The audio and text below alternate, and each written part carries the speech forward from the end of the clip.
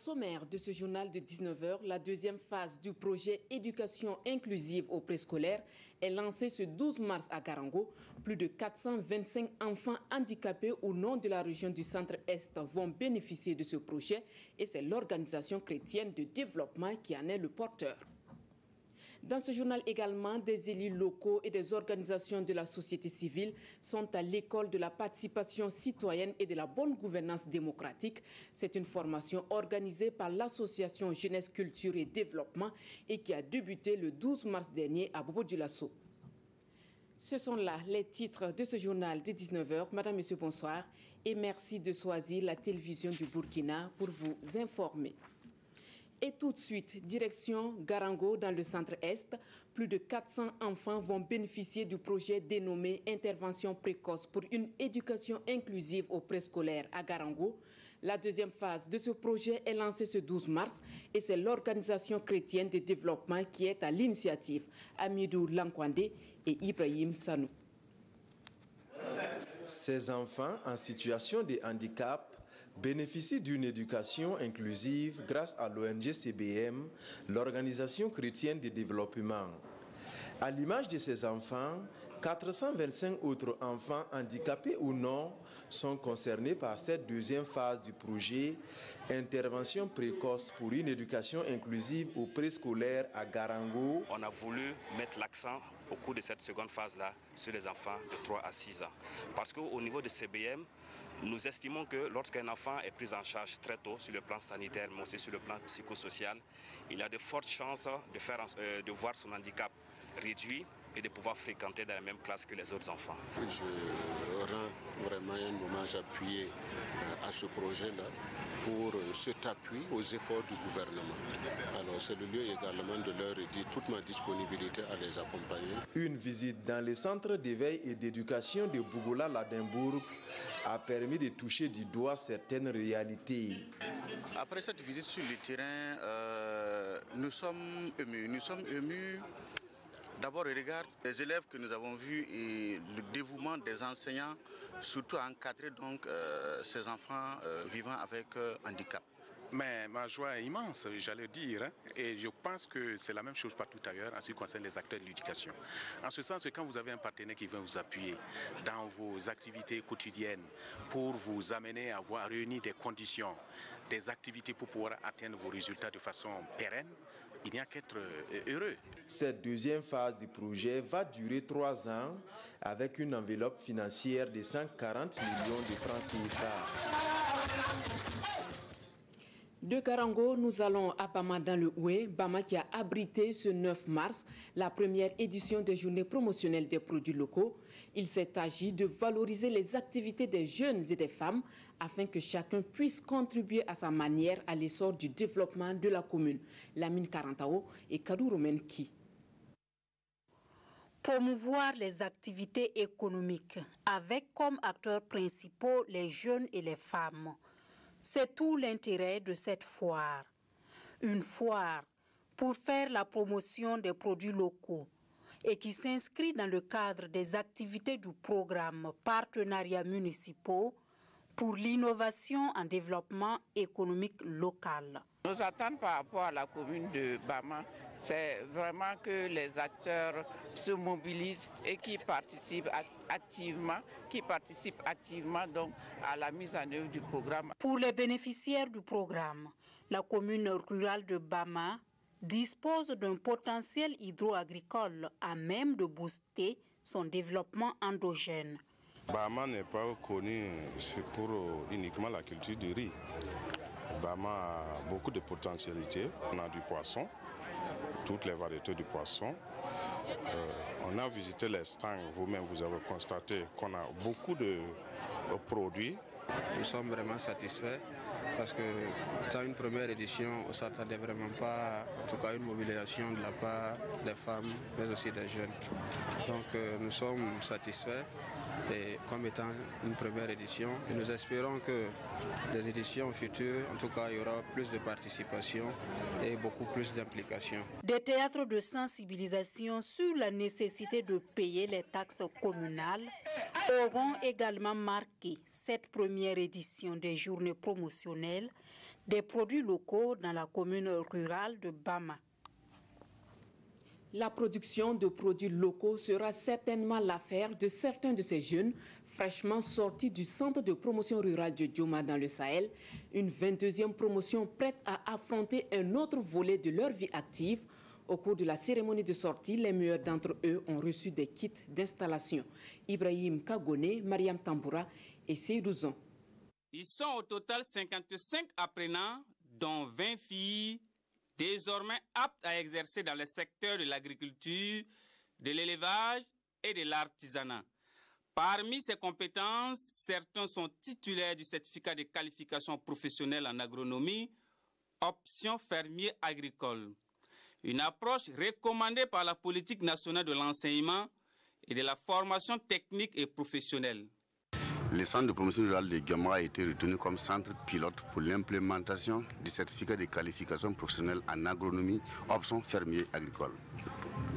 Cette formation retient ou recommande 80% du volume horaire en la pratique et 20% de la théorie. L'apprenant doit valider 8 compétences qui sont des compétences particulières. Ces compétences particulières sont directement liées au métier d'agriculteur. Avec ces connaissances acquises, ces désormais ex-pensionnaires du centre se dit prêts à servir de modèle pour relever le défi de l'entrepreneuriat agricole dans le Sahel. La pratique, on nous a bien appris ça sur le terrain. Donc on compte, si on sort, on compte aller développer ça dans nos villages pour que nos frères et puis sœurs vont voir qu'on a réussi dans la formation et aussi ils vont venir faire la formation pour qu'on puisse développer notre village. Les autorités régionales présentes à la cérémonie de sortie ont pu découvrir les différentes réalisations des apprenants et les ont invités à tout mettre en œuvre pour être une source d'inspiration pour d'autres jeunes. Nous restons dans le Sahel où les élus de la Chambre régionale d'agriculture du Sahel sont mieux éclairés sur leur rôle et leur mission. Depuis le 13 mars à Dori, ils renforcent leurs connaissances sur le sujet et c'est à la faveur d'un atelier organisé par la Chambre régionale d'agriculture du Sahel. Ibrahim Kagone, Mariam Tamboura et Sekou Zongo. Renforcer les connaissances des élus de la Chambre d'agriculture du Sahel sur leur rôle et responsabilités, c'est l'objectif de cet atelier de formation. Un atelier qui intervient 3 mois après l'installation officielle du nouveau bureau. Comme c'est la 3e mandature des élus, nous sommes élus en décembre, donc les élus n'ont pas une notion sur leur rôle et responsabilités. Donc il est essentiel que nous les formons. 3 jours durant, ces acteurs du monde rural vont prendre connaissance des textes qui régissent leur institution afin de mieux accompagner les agriculteurs.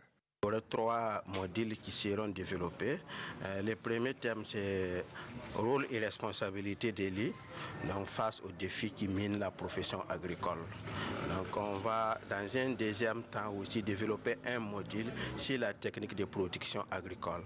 Le 3e module, ça sera sur les procédures administratives et financières de la Chambre régionale d'agriculture. Plus de 46 élus venus des 26 communes de la région du Sahel prennent part à cette formation. Il est attendu d'eux d'être des relais pour une promotion et un développement de l'agriculture dans la région du Sahel.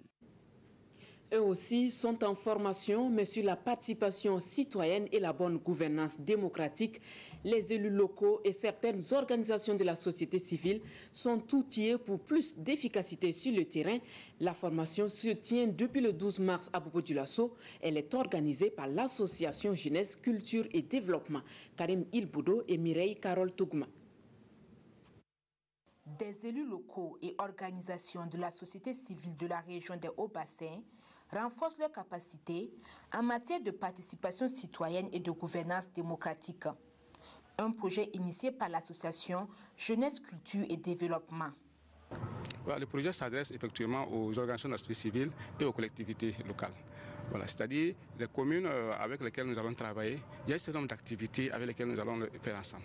Il y aura la participation des OSC au niveau des conseils municipaux.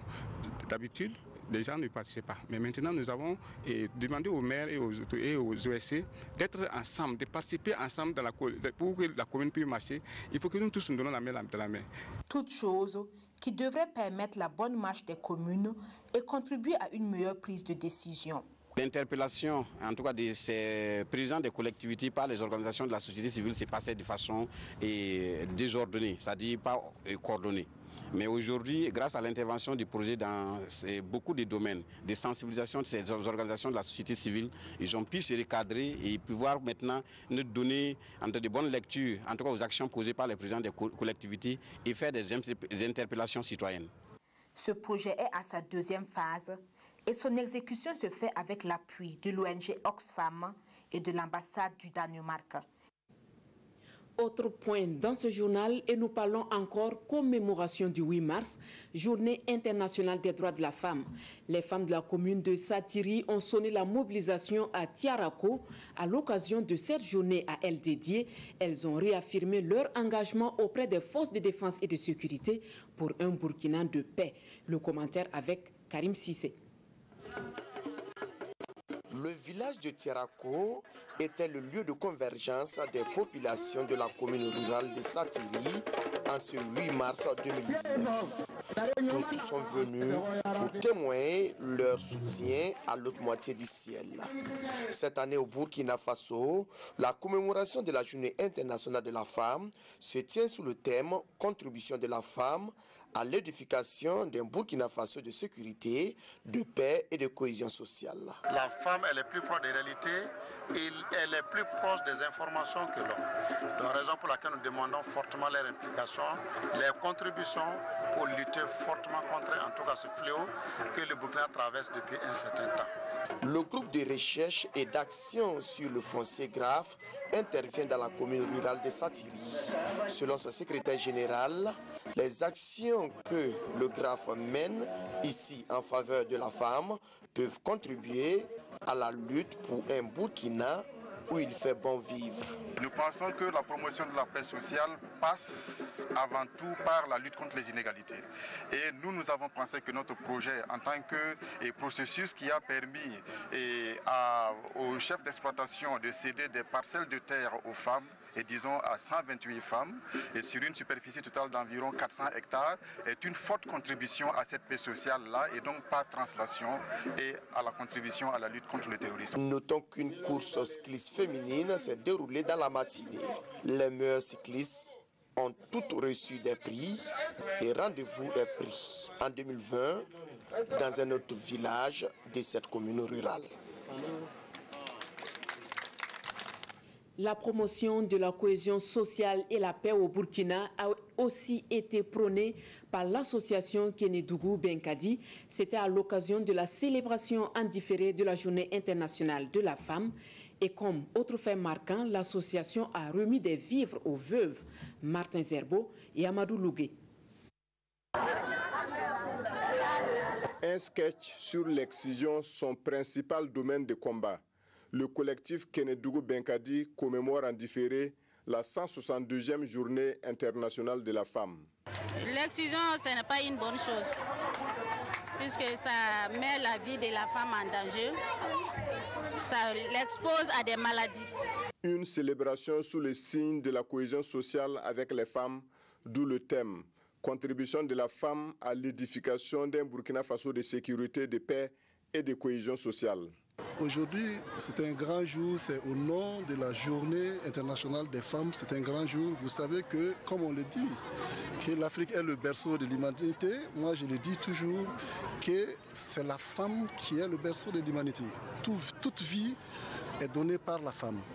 On est né, notre vie passe par la femme, on est éduqué par la femme. Tout ce qu'un homme peut faire dans sa vie, c'est grâce à une femme.